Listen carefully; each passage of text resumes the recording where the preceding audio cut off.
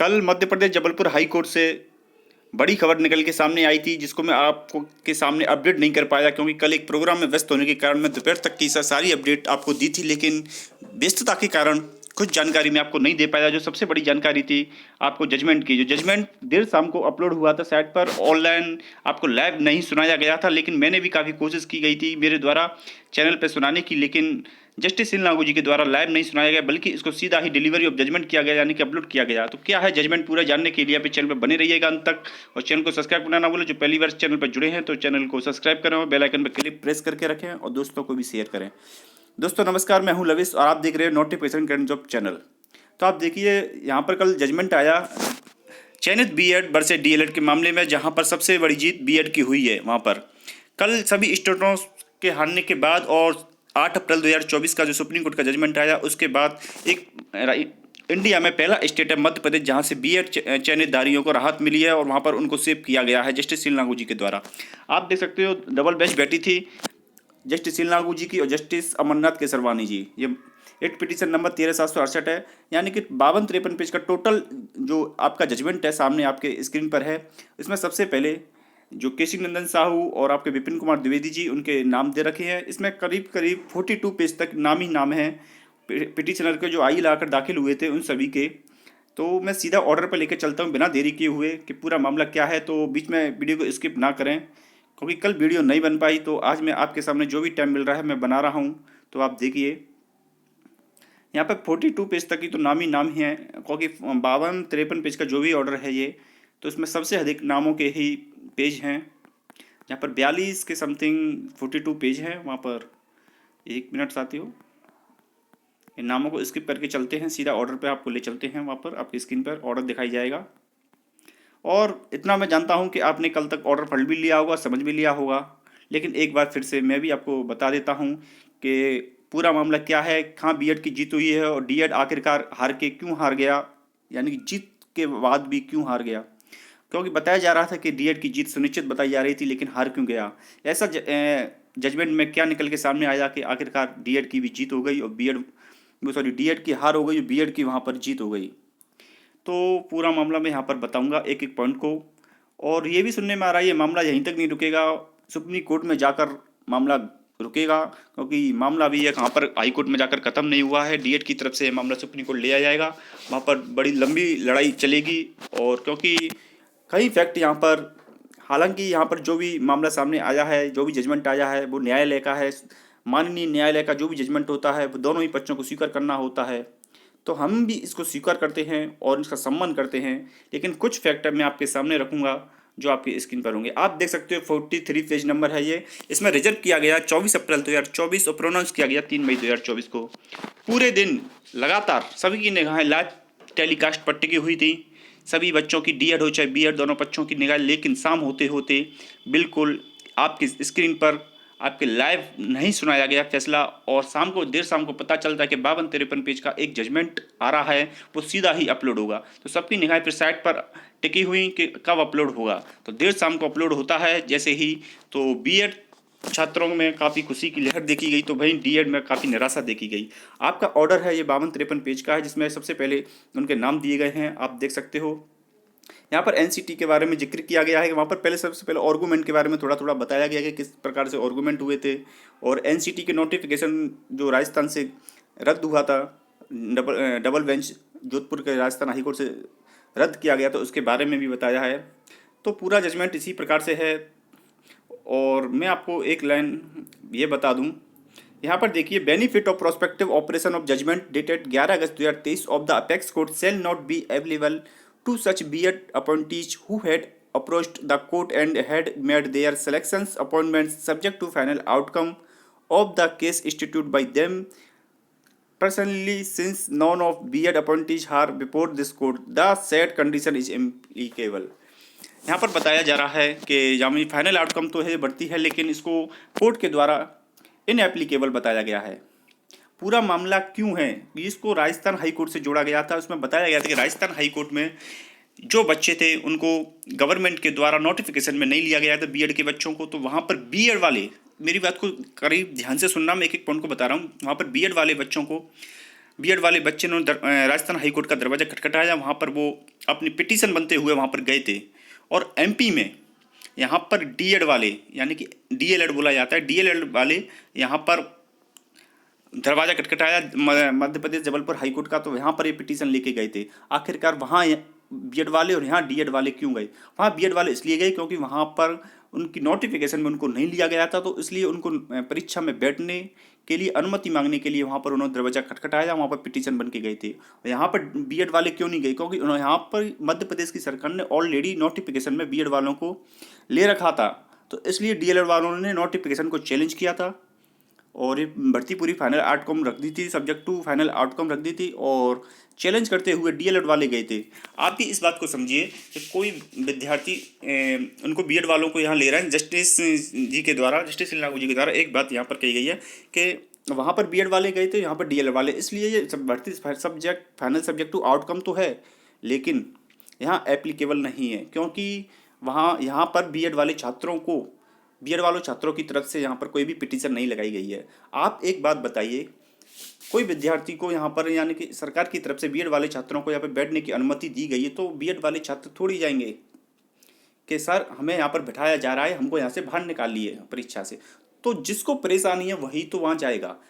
Court के सम्मान का सभी फैसला करते हैं। मैं एक आपको पॉइंट बता रहा हूँ कि जो डीएलएड की तरफ से निकल के सामने आ रहा है कि ये मामला यहीं रुकने वाला नहीं, सुप्रीम कोर्ट तक जाने की पूरी संभावना है और वहाँ जाके लड़ाई खत्म होगी, क्योंकि यहाँ पर अभी एंड नहीं हुआ है।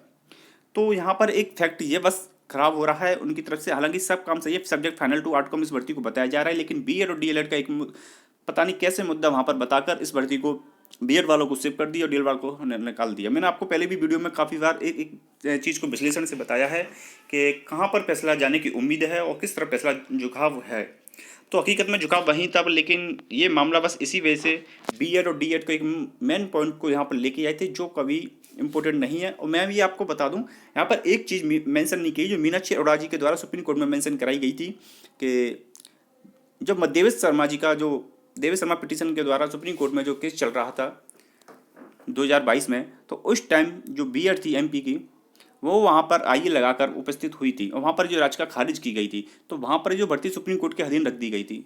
तो ऐसा नहीं कह सकते कि जहाँ पर इस बात को मेंशन नहीं किया गया है कि बीएड वाले वहाँ पर पहुँचे तो सब्जेक्ट टू आउटकम भर्ती थी, ये बात लेकिन मौके के रूप से जब सुनवाई चल रही थी वहाँ पर ये देखने को मिली। जस्टिस लागू जी को इस बात को खुद कह रहे थे, लेकिन इस बात को यहाँ पर मेंशन नहीं किया गया है, क्योंकि यहाँ पर बात बताया गया कि बीएड यहाँ पर नहीं पिटीशन बन के गए, बल्कि बीएड यहाँ पर पिटीशन बन के गए थे सुप्रीम कोर्ट में।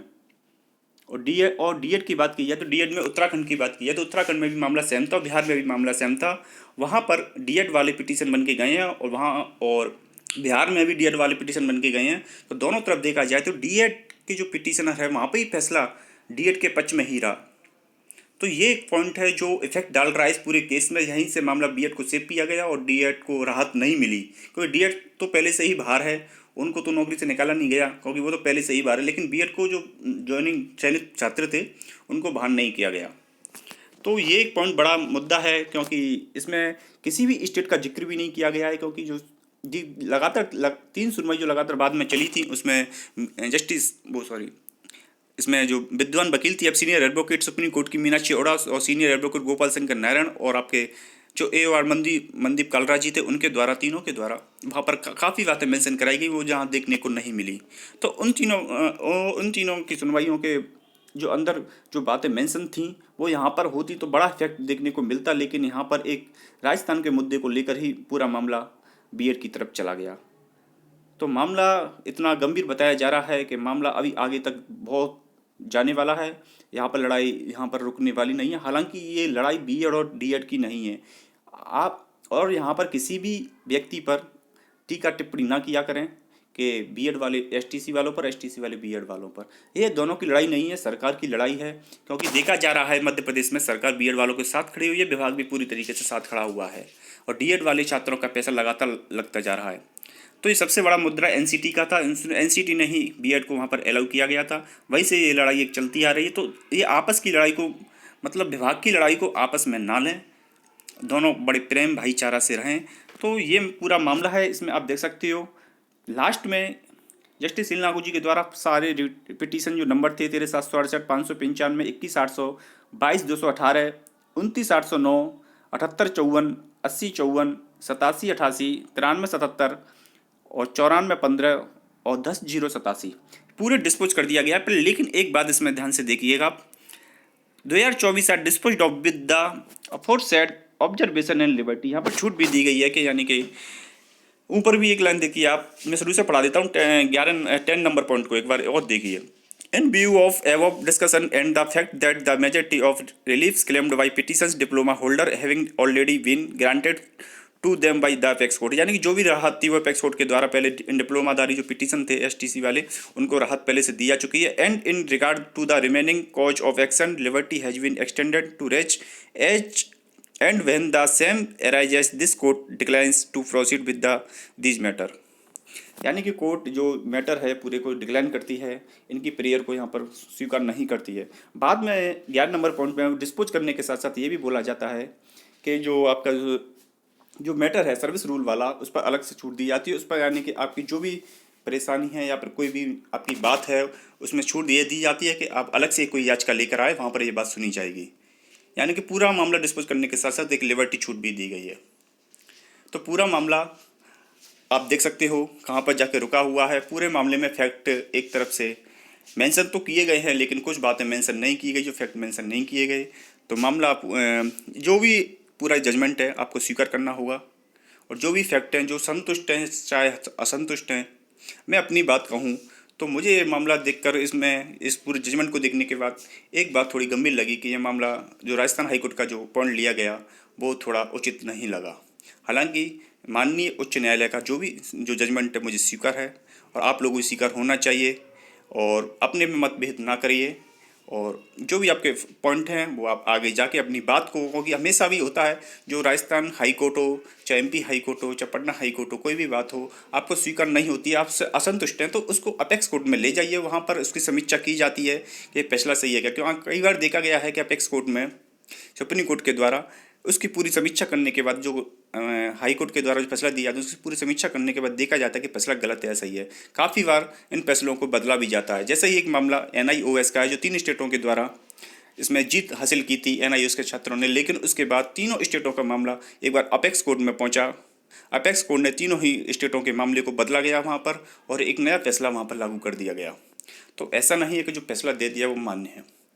हाँ, फैसला तो मान्य है लेकिन अपेक्स कोर्ट में आप अपनी बातें रख सकते हैं। वो जो फैसला देंगे या फिर वहाँ आपकी याचिका खारिज होती है स्वीकार होती है वो एक नई बात है। देखना होगा कि मामला कहाँ तक आगे बढ़ता है। जो भी जानकारी होगी आप इस चैनल पर नोटिफिकेशन करंट जॉब चैनल पर बिल्कुल सटीक दी जाएगी। तो इस चैनल को सब्सक्राइब करके रखिए, बेल आइकन में प्रेस करके रखिए। जो भी अपनी बात है कमेंट बॉक्स के द्वारा हमें बताइए आपके क्या डाउट है। धन्यवाद साथियों, जय हिंद जय भारत।